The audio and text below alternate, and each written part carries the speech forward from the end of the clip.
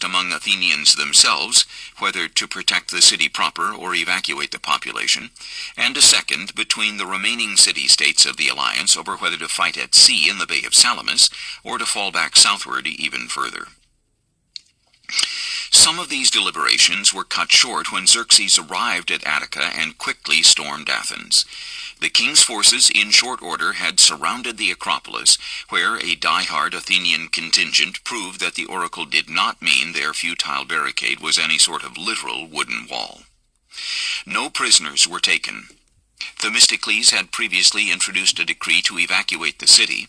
A later version of the original proclamation on stone was first published in 1960. That directed the Athenians to the nearby islands and the northern Argolid.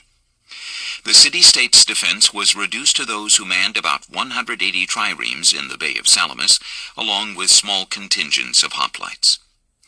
The renegade Spartan ex-king Demaratus, now a Persian court advisor, had urged Xerxes to avoid Salamis.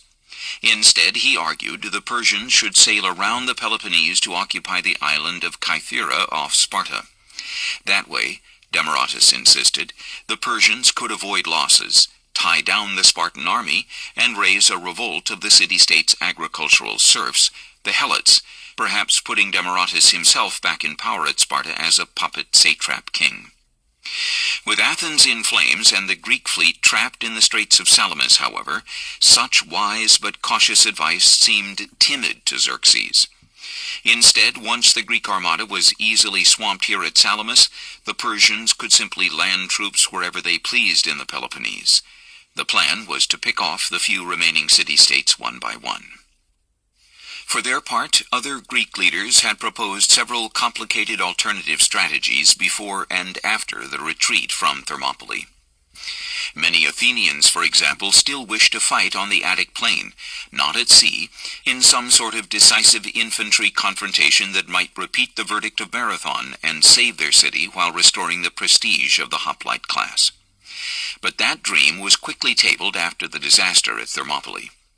The rapidity of the Persian onslaught, the absence of willing allies, and the fact that King Xerxes this time had far more land forces than his father Darius had sent 10 years earlier, for now all made another Marathon impossible.